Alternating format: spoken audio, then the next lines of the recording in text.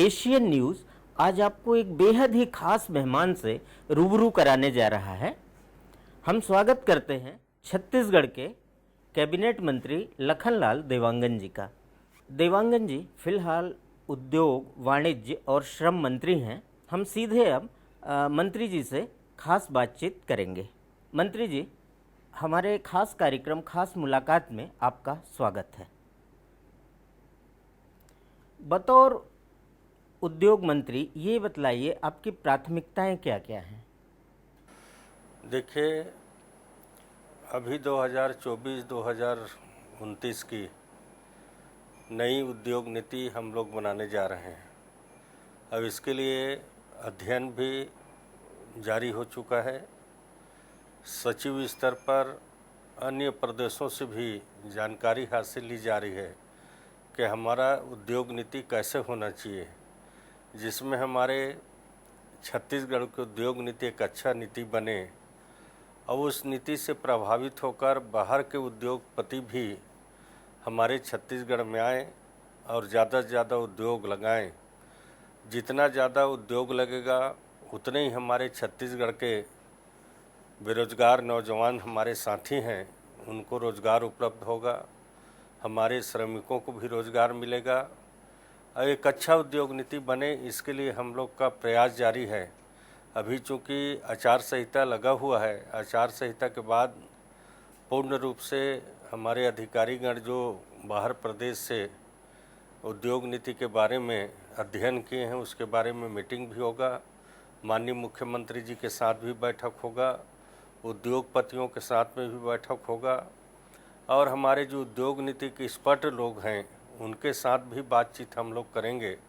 अब एक अच्छा उद्योग नीति बने, इसके लिए प्रयास हमारा जारी है ताकि उद्योगपति हमारे छत्तीसगढ़ की उद्योग नीति से प्रभावित होकर छत्तीसगढ़ में ज़्यादा से ज़्यादा उद्योग लगाएं। इसके लिए हम लोगों ने प्रयास जारी कर दिया है और निश्चित तौर पर एक अच्छा उद्योग नीति बने, इसके लिए हम लोग सफल कार्यक्रम करने की योजना बना रहे हैं और आने वाले समय पर एक अच्छा उद्योग नीति बने, इसके लिए सपना सजोए हुए हैं। कितना सफल हो पाते हैं अब आने देखने वाली बात होगी। जी बिल्कुल, नई उद्योग नीति बना रहे हैं और उससे जन अपेक्षाएं भी बहुत ज़्यादा हैं। तो मंत्री जी, मेरा अगला सवाल ये है कि जब छत्तीसगढ़ राज्य बना तो यहाँ के जो स्थानीय लोग थे उन्होंने बहुत उम्मीदें रखी थी कि राज्य बनेगा तो बहुत सी इंडस्ट्रीज़ आएंगी। हालांकि हुआ भी, इंडस्ट्रीज़ आई भी, लेकिन स्थानीय लोगों को उस हिसाब से या ये कहें उतना रोज़गार नहीं मिल पाया जितना उन्हें मिलना चाहिए था। बहुत ज़्यादा बाहरी लोगों का कब्जा हो गया। तो इसको लेके क्या आपके भविष्य में कोई योजना है कि स्थानीय लोगों को अधिक से अधिक रोज़गार मिल सके? हमारे छत्तीसगढ़ राज्य बनने के बाद 3 साल कांग्रेस की सरकार रही। फिर प्रथम जो चुनाव हुआ उसमें माननीय डॉक्टर रमन सिंह जी छत्तीसगढ़ प्रदेश के मुख्यमंत्री बने और उन्होंने एक अच्छा प्रयास किया कि छत्तीसगढ़ में अच्छा से अच्छा उद्योग लगे, सफल भी हुए और बहुत सारे हमारे नौजवान साथी हैं उनको रोज़गार भी मिला और 15 साल तक बहुत ही सफल माननीय डॉक्टर रमन सिंह जी ने अपनी सरकार चलाई, जिसमें उद्योग को बढ़ावा मिला, रोज़गार भी उपलब्ध हुए और फिर 5 साल कांग्रेस की सरकार आई, फिर से डगमगाई स्थिति और अभी फिर से भारतीय जनता पार्टी की सरकार छत्तीसगढ़ की जनता ने बनाई है और हमारे प्रदेश के मुख्यमंत्री माननीय विष्णुदेव साय जी हैं और उनके नेतृत्व में छत्तीसगढ़ प्रदेश अभी, चूँकि सरकार को 3 महीना ही काम करने का मौका मिला, उसके बाद में आचार संहिता लग गया और विष्णुदेव साय जी के नेतृत्व में एक अच्छा सरकार छत्तीसगढ़ में प्रदर्शन कर रही है और आने वाला समय पर हम लोग पूरा सरकार, हमारे विष्णुदेव मुख्यमंत्री जी और हम सब ज़्यादा से ज़्यादा कैसे हमारे नौजवानों को रोज़गार मिले, श्रमिकों को रोज़गार मिले, स्थानीय लोग को ज़्यादा से ज़्यादा रोज़गार कैसे मिले उद्योग धंधे में, इसके लिए हमारा प्रयास जारी है।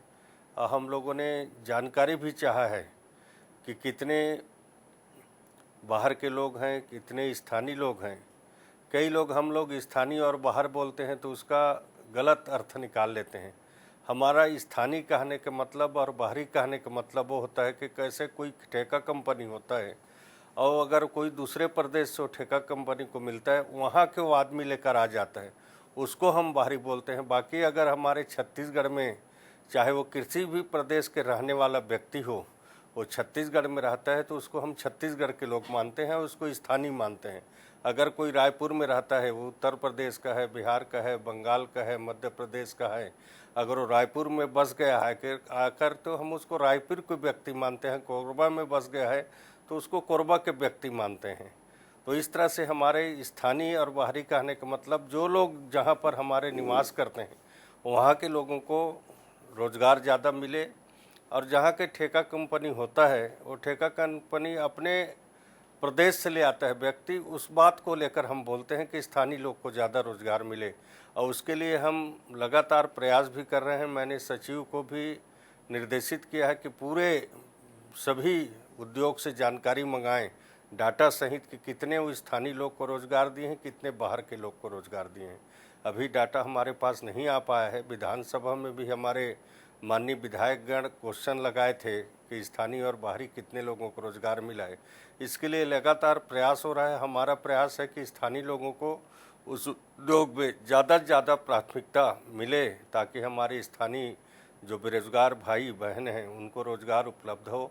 इसके लिए विभाग के द्वारा लगातार प्रयास किया जा रहा है। मंत्री जी, आप कोरबा क्षेत्र से आते हैं। कोरबा क्षेत्र जिसे ऊर्जाधानी भी कहा जाता है और देश में इसकी एक अलग पहचान है, लेकिन कोरबा की एक बड़ी समस्या प्रदूषण की है जो लंबे समय से देखने को मिल रही है। तो कोरबा को प्रदूषण मुक्त करने के लिए क्या कुछ प्लानिंग है आपकी, क्या कोई योजना है जिससे वहाँ के रहवासियों को प्रदूषण की मार से मुक्ति मिल सके? देखिए, कोरबा ऊर्जाधानी नगरी है, कोयला धानी भी नगरी है, और कोरबा में बहुत सारे पावर प्लांट लगे हुए हैं। बड़े बड़े उनके एज डैम हैं। स्वाभाविक रूप से गर्मी के समय आता है, हवा चलता है, धूल के गुब्बारे उड़ते हैं, वहाँ पर लोगों को जीना मुश्किल हो जाता है। इस तरह से प्रदूषण की मार वहाँ पर है। बाकी हम लोगों के द्वारा लगातार प्रयास किया जा रहा है। बीच में तो पूरे शहर में जगह जगह राखड़ पाट दिया गया। अभी मेरे विधायक बनने के बाद मैंने सारी जगह राखड़ जितने पटे हैं उनमें मिट्टी डलवाने का काम किया।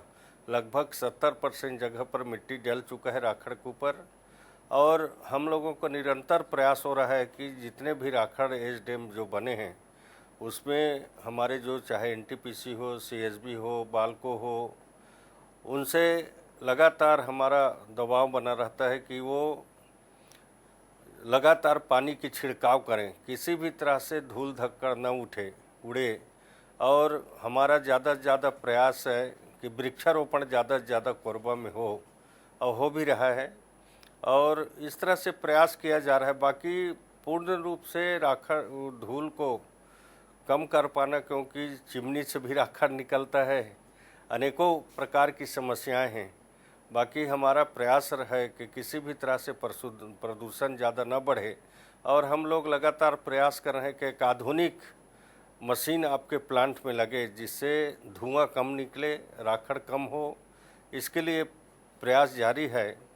और चूँकि दोहरा काम तो हो नहीं सकता, क्योंकि एक तरफ हम चाहते हैं कि उद्योग भी लगे, लोगों को रोज़गार भी मिले, तो इस तरह से प्रयास है कि प्रदूषण कैसे कम हो, इसके लिए लगातार हमारे द्वारा प्रयास किया जा रहा है। और लगातार मिट्टी का फिलिंग भी हम लोग जितने भी राखड़ डंप किए थे उसमें मिट्टी का फिलिंग करवाए हैं, और जहाँ एज डैम है, राखड़ का डैम है, उसमें लगातार पानी छिड़काव करने के लिए उद्योगपतियों को दबाव बनाया जा रहा है और पानी का छिड़काव हो ताकि प्रदूषण कर हो और वृक्षारोपण ज़्यादा से ज़्यादा हो। इसके लिए प्रयास वहाँ पर किया जा रहा है, क्योंकि कोयला से भी धूल उड़ता है, राखड़ से भी धूल उड़ता है, और दोनों कोयला नगरी भी है कोरबा और ऊर्जाधानी भी है।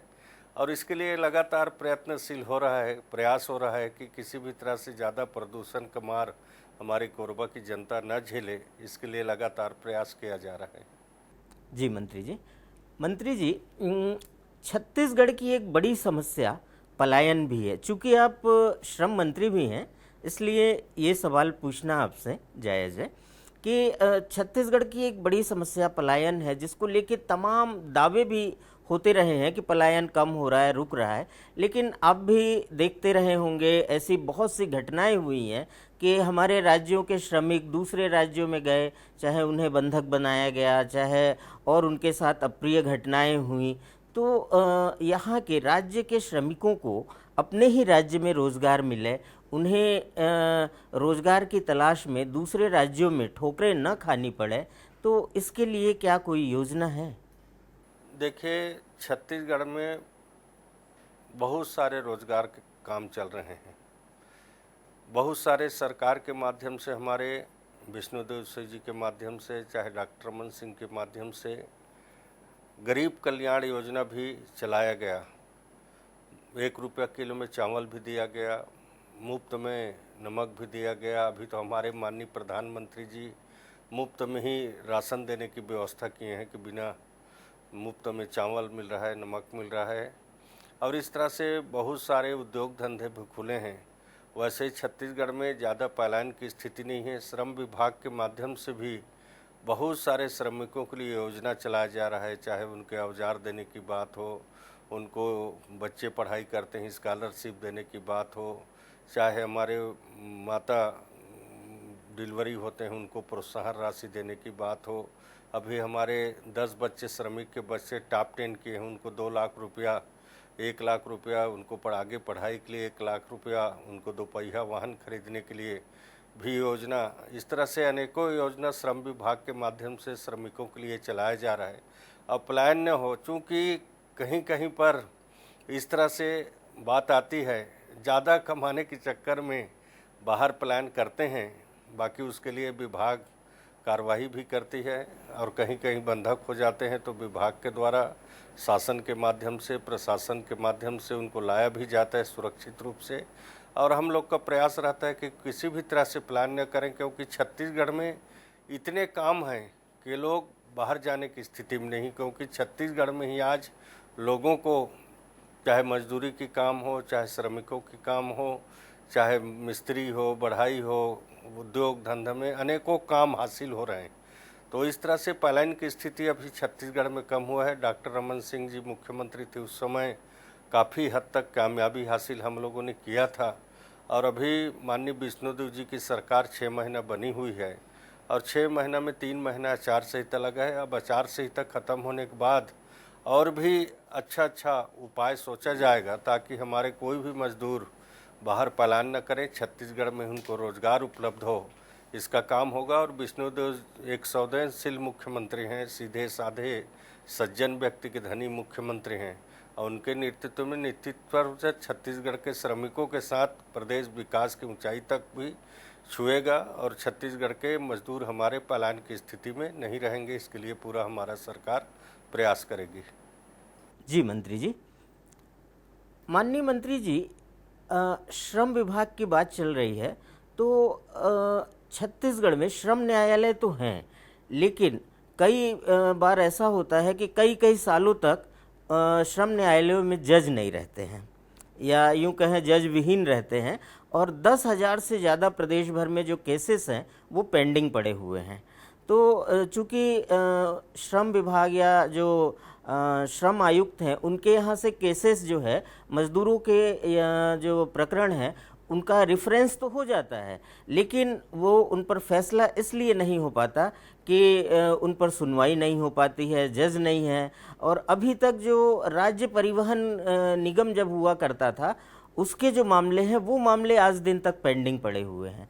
तो न्यायालय के फैसले जल्दी हों, इसके लिए जो है श्रम विभाग बीच बीच में फॉलोअप ले या कुछ ऐसा करे, ऐसी कुछ योजना है क्या?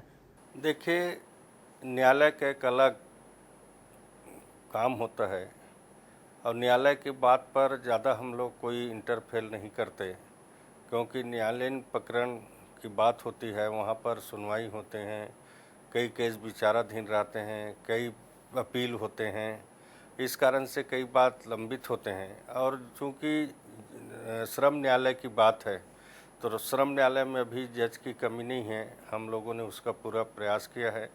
और अभी चूँकि मंत्री बने कुछ ही दिन हुआ है, अभी उसके बाद में आचार संहिता लग गया। आचार संहिता के बाद में फिर से हम लोग का पूरा गहन समीक्षा होगा, तो इस बारे में पूरा हम लोगों को जानकारी हासिल हम लोग करेंगे कि कितने श्रमिकों का न्यायालय में प्रकरण अटका हुआ है, कितने को न्याय मिला, किसको कितने को नहीं मिला, क्योंकि ये विभाग के अंतर्गत आता है। और श्रम न्यायालय में हम लोग चाहते हैं कि जल्दी से जल्दी उनका जो भी प्रकरण है वो समय सीमा पर उनको न्याय मिल जाए और उनका निपटारा हो जाए, इसके लिए प्रयास रहेगा। और आने वाला समय पर इसका समीक्षा करके पूर्ण रूप से इसके लिए हम लोग आगे कदम उठाएंगे। जी मंत्री जी, अगला सवाल राजनीतिक सवाल है। कोरबा में इस बार क्लोज फाइट, लोकसभा चुनाव की बात कर रहे हैं हम, कोरबा में इस बार क्लोज फाइट दिख रही है। पिछली बार हालांकि यहाँ से कांग्रेस प्रत्याशी जीती थी, इस बार आपका क्या आकलन है, कोरबा सीट क्या कहती है? देखिए, कोरबा जिला से मैं भी आता हूँ और कोरबा लोकसभा अंतर्गत मेरा निवास भी है।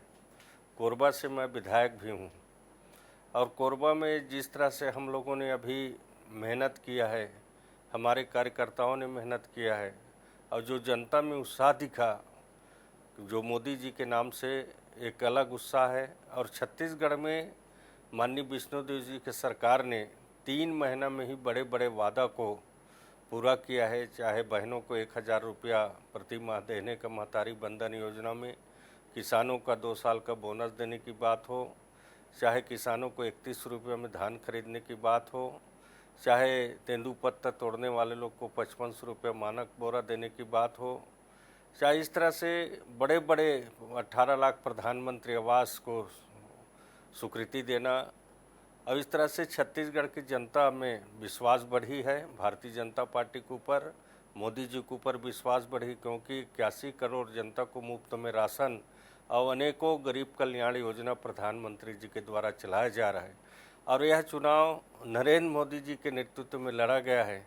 और कोरबा से माननीय सरोज पांडे जी हमारे राष्ट्रीय उपाध्यक्ष हैं, भारतीय जनता पार्टी को प्रत्याशी थे और निश्चित तौर पर कोरबा लोकसभा सीट इस बार सरोज पांडे दीदी भारी बहुमत के साथ जीत रहे हैं, इसमें कोई शंका कुशंका नहीं है।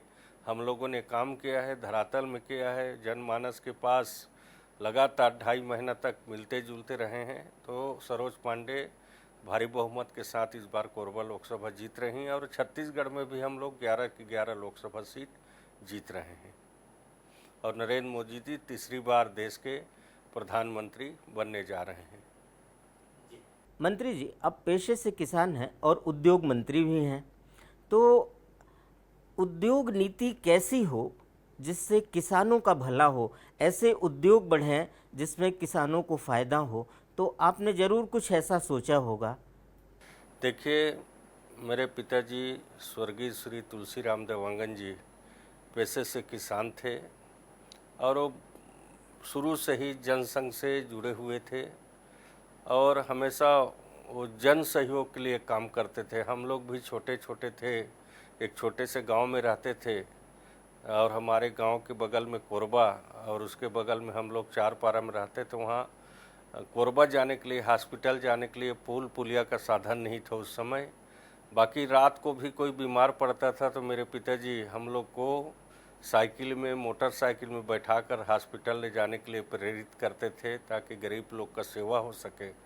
और चूँकि हम किसान वर्ग से आते हैं, आज उद्योग मंत्री हैं, किसी भी उद्योग धंधा में किसानों का ज़मीन अर्जित होगा तो उनको अच्छा सही दाम पर मुआवजा मिले, किसानों का हक किसी भी तरह से छीना मत जाए, इसके लिए प्रयास होगा।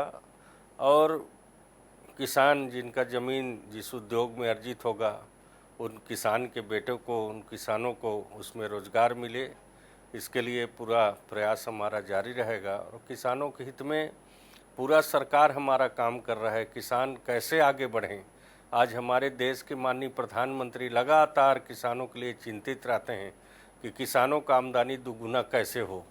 और इस दिशा में माननीय प्रधानमंत्री जी भी काम कर रहे हैं, माननीय विष्णुदेव साय जी भी काम कर रहे हैं और निश्चित तौर पर किसानों के हित में हर क्षेत्र में किसान का भला कैसे हो, इसके लिए हमारा सरकार दृढ़ संकल्पित है। जी मंत्री जी, प्रदेश का औद्योगिक विकास और बढ़े, नई इंडस्ट्रीज आए, लेकिन प्रदूषण मुक्त उद्योग हों जो प्रदूषण नहीं फैलाती हैं, इस तरह की इंडस्ट्रियां और लगें छत्तीसगढ़ में, लोगों को रोज़गार बढ़े। इसके लिए क्या भविष्य में कोई इंडस्ट्रियल मीट या इस तरह के कुछ कार्यक्रम कराने की योजना है? देखिए, अभी नया उद्योग नीति के बारे में मैंने कहा, और जो भी नया उद्योग लगेंगे वो नया टेक्नोलॉजी के साथ में लगे ताकि प्रदूषण कम हो, रोज़गार भी लोगों को मिले, प्रदूषण भी कम हो। इस दिशा में हम लोग काम करेंगे। अभी बहुत सारे हमारे सोलर का उद्योग लगाने के लोग सोच रहे हैं, जिसमें सोलर लगेगा तो उसमें न प्रदूषण होगा और बिजली की भी खपत से हम लोगों को कमी पड़ेगी, बिजली खपत नहीं होगा, बिजली बिल पटाने के भी काम कम होगा। जैसे हमारे प्रधानमंत्री जी ने अभी संकल्प पत्र में लिया है, सूर्य से बिजली उत्पन्न होगा और बिजली बिल से मुक्त जनता को मिले, इसके लिए भी उन्होंने संकल्प लिया है। इस तरह से उद्योग धंधा का विस्तार हम लोग ज़्यादा सोच रहे हैं कि वैसे उद्योग लगें जिसमें प्रदूषण भी कम हो, रोज़गार भी ज़्यादा मिले और प्रदेश विकास के ऊंचाई तक पहुँचे। इस दिशा में अभी काम कर रहे हैं और निश्चित तौर पर एक अच्छा उद्योग नीति बनाकर एक अच्छा काम करने का प्रयास विभाग के द्वारा प्रयास शुरू हो चुका है और आने वाला समय पर उसका काम एक आध 10 साल 2 साल में दिखने लगेगा। और इस तरह से सरकार के माध्यम से काम कर रही है। माननीय मंत्री जी, आपको राजनीति में आने की प्रेरणा कहाँ से मिली? अपने राजनीतिक सफ़र के बारे में हमें कुछ बतलाइए। मेरे स्वर्गीय पिताजी श्री तुलसीराम देवांगन जी जनसंघ से जुड़े हुए थे, फिर भारतीय जनता पार्टी बना। भारतीय जनता पार्टी में एक छोटे से कार्यकर्ता के रूप में वो काम करते थे। उस समय बहुत ज़्यादा कोई प्रचार की सामग्री नहीं हुआ करता था, 10-20 पम्पलेट लाते थे और हम लोग को बोलते थे कि गांव में जाकर घर घर में इसको बांटना है, जाके बोलना है। और पिताजी से प्रेरणा लेकर हम लोग राजनीति में प्रवेश किए थे और हमारा खानदानी, हम लोग एक तरह से मैं कहूँ जनसंघ और भारतीय जनता पार्टी से हमारा पैदाइश हुआ है। मैं तो जब पैदा हुआ मेरे पिताजी भारतीय जनता पार्टी में थे, हम दूसरे पार्टी को आज तक जानते नहीं और भारतीय जनता पार्टी को एक जानते हैं। उसके बाद में मैं प्रथम बार संगठन में, भारतीय जनता पार्टी कई संगठन में अलग अलग दायित्वों का निर्वहन किया, वार्ड अध्यक्ष से लेकर जिला कार्य समिति, मंडल कार्य समिति से लेकर पिछड़ा मोर्चा का जिला अध्यक्ष से लेकर प्रदेश कार्य समिति, प्रदेश में मंत्री, प्रदेश को अभी भी प्रदेश भारतीय जनता पार्टी के उपाध्यक्ष हूँ और इस तरह से संगठन में भी काम करने का अवसर मिला। और 1999 में मैं पहले बार कोरबा नगर निगम का पार्षद निर्वाचित हुआ और उसके बाद में 2004 में कोरबा नगर निगम के महापौर के रूप में निर्वाचित हुआ।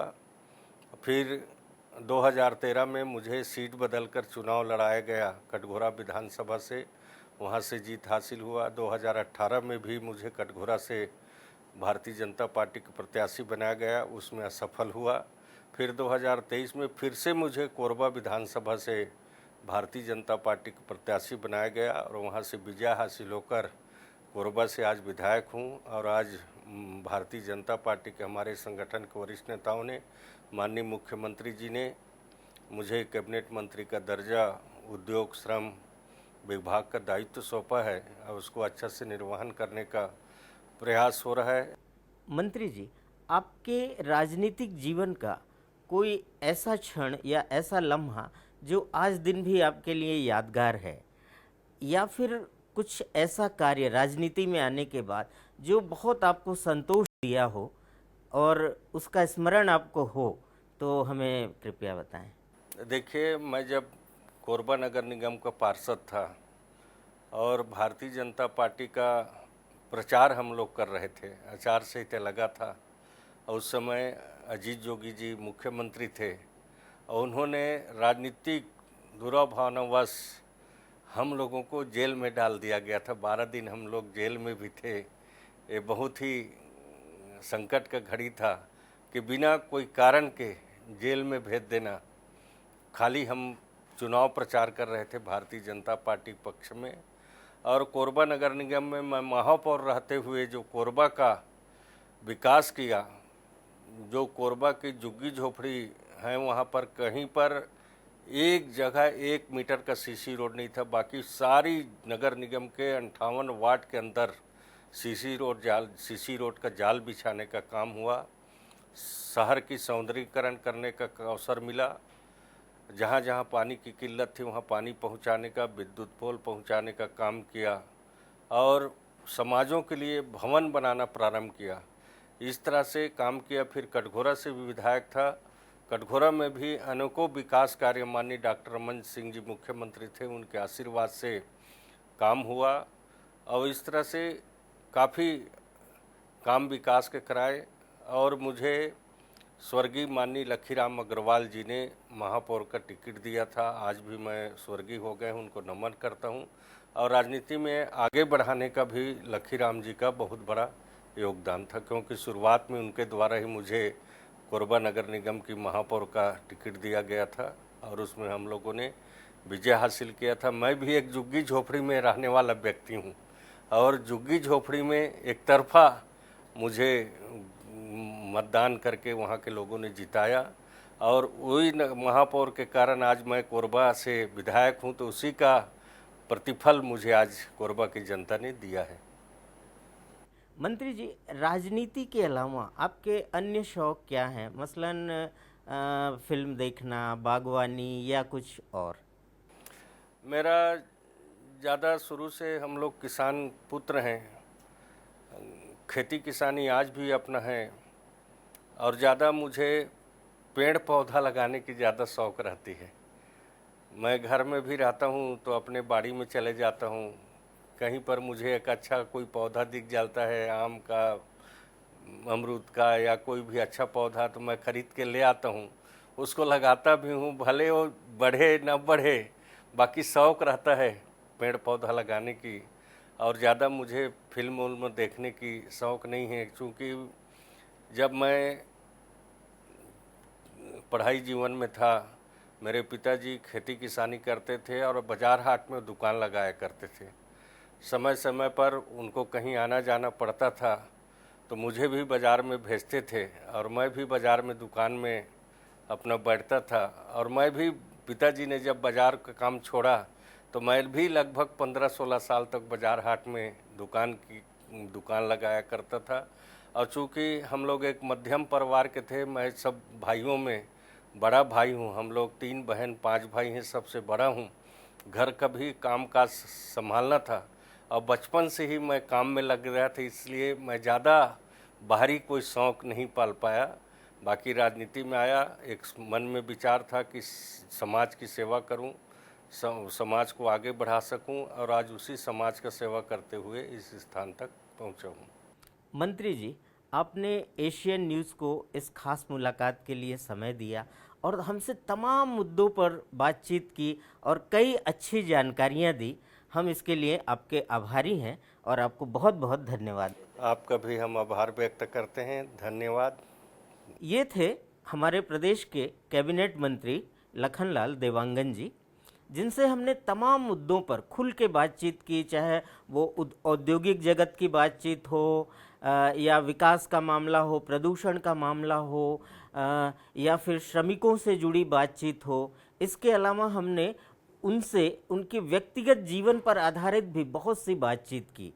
तो आज अब हमें इजाज़त दीजिए। अगले कार्यक्रम में या अगले एपिसोड में जल्द ही हम आपसे फिर मिलेंगे एक नई शख्सियत के साथ। तब तक हमें दीजिए इजाज़त। नमस्कार।